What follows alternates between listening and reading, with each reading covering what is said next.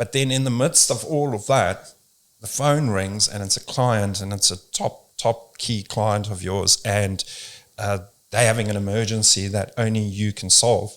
So in amongst all of that busyness that you already have filled, you've now got to squeeze in another thing.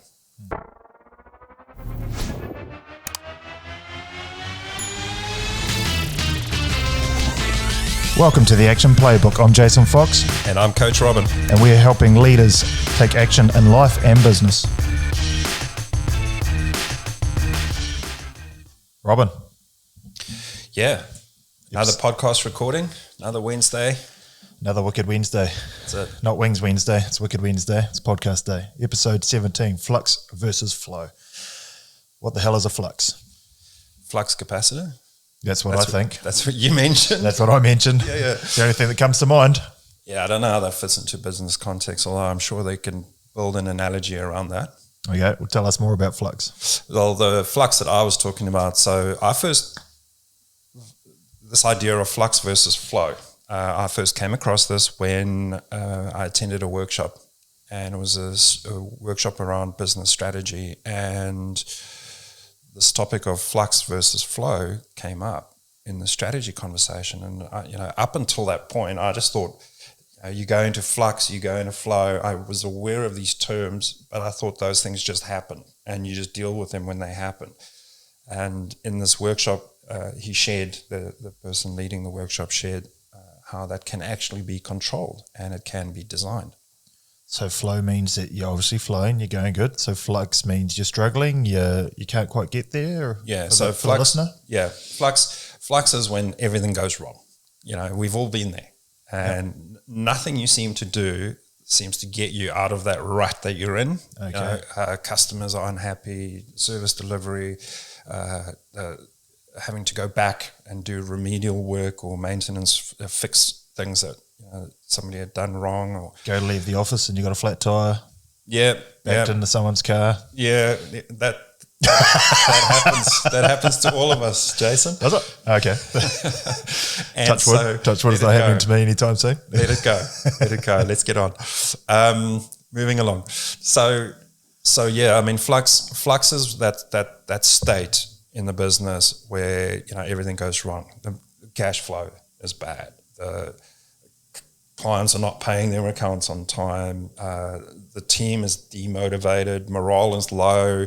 All of these things that happen, and it happens in business where we go into a flux state. Mm-hmm. The opposite of that is flow. When when everything goes right, everything you do turns to gold. Everything you touch turns to gold. You just cannot do anything wrong. Every time the phone rings, it's an order. That's how I feel right now. I've had probably a month of flux, and now I'm just flowing, baby.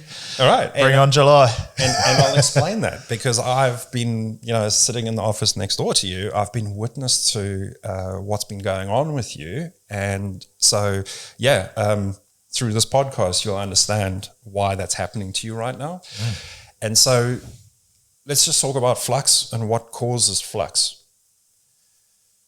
I think flux can happen as a result of an event or a sequence of events. However, generally, flux happens because we're either in overwhelm or we're in underwhelm.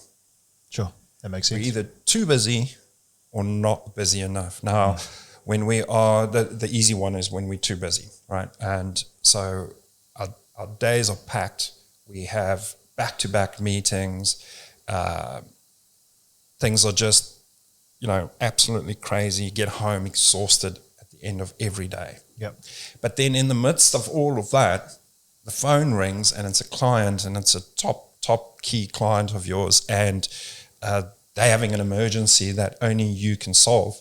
So in amongst all of that busyness that you already have filled, you've now got to squeeze in another thing.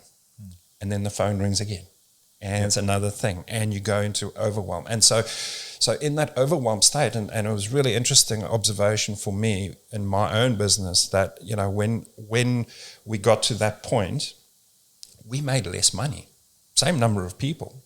In fact, we should be making more money because they're even busier. But actually what happens is things slip through the cracks because they're rushing from one job to the next job or the one meeting to the next meeting. They don't follow through on everything, and they don't do the job properly. And then we have to send someone to go back and do it again at no charge, right? For example. And so we actually ended up, the busier we were in overwhelm, the less money we made. Sure. And so that's the one. And the other one is underwhelm, which is where it goes quiet and we're not filling our time properly. And so we have big gaps and we get lazy and we procrastinate. I'll get to that this afternoon. I've got nothing on this afternoon. But then, of course, something does come up in the afternoon. The phone rings, top client, key account, emergency, only you can sort it out. And the thing that you then put off this morning to do later today because you had the time to do it is now suddenly under pressure. That's the classic, want something done in a hurry, ask a busy person. Yeah. When you're in the opposite, you're like, that'll wait till tomorrow. Exactly.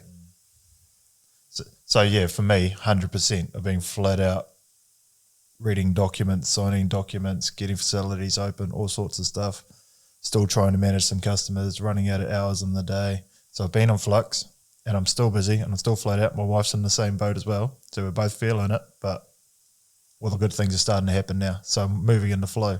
So let's talk about the flow.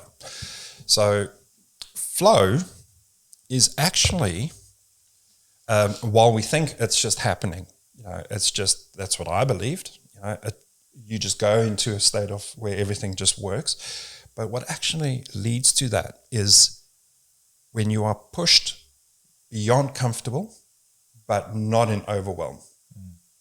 So you're busy, but not too busy.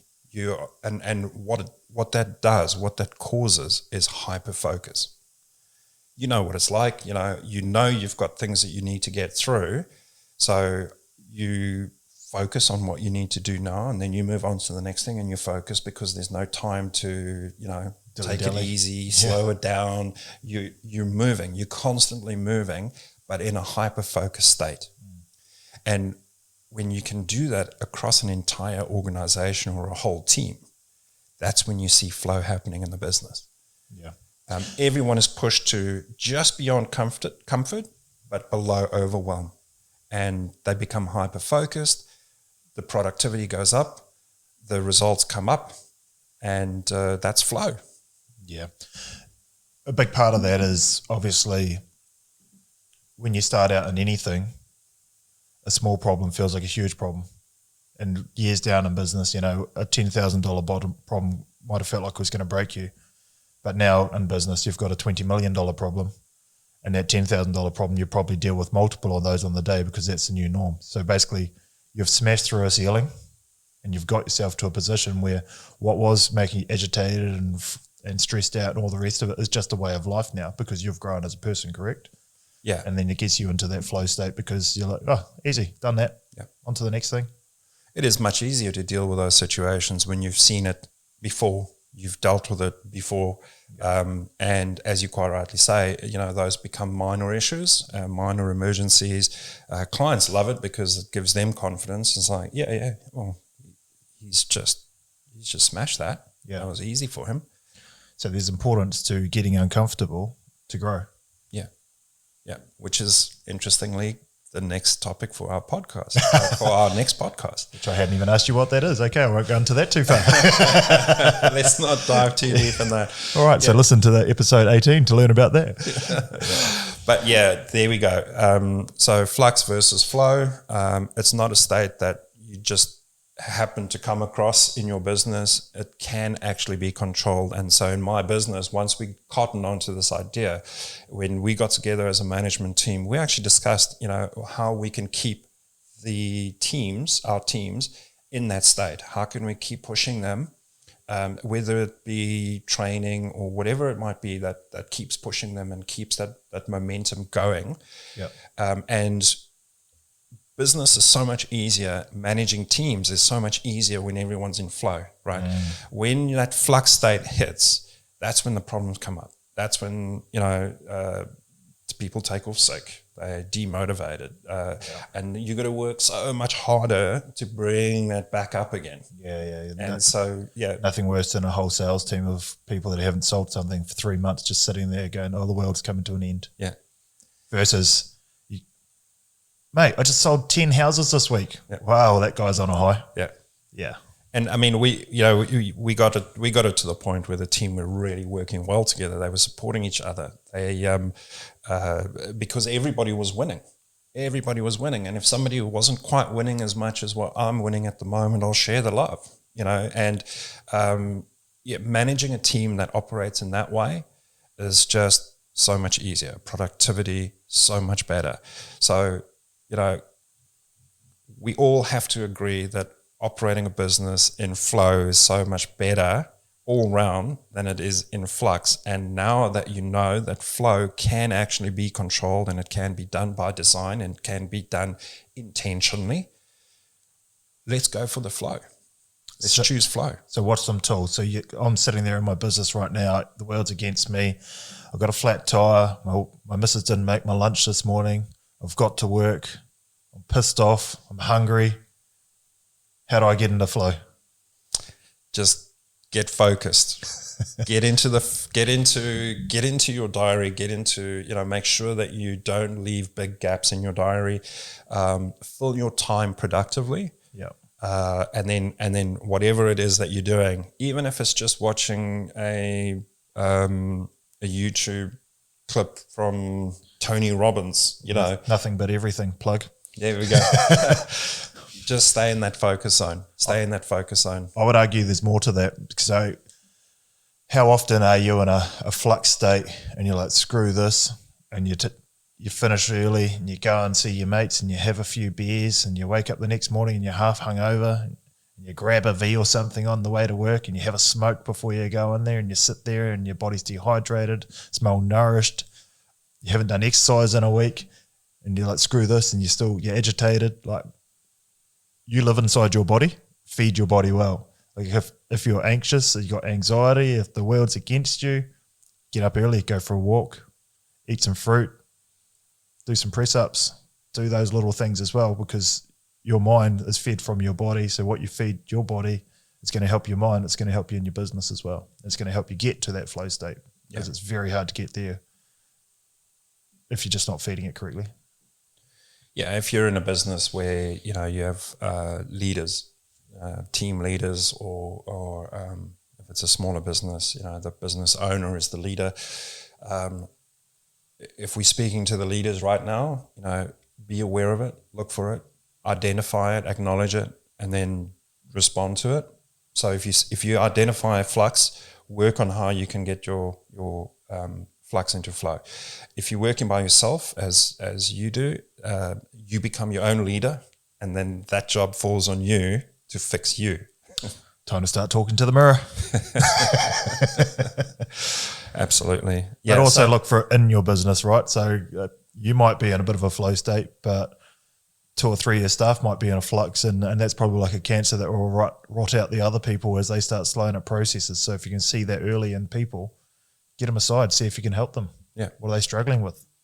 Maybe they're going through a divorce or their mother's got cancer. Who knows? But if you don't have the conversations, you don't know what's happening in their life.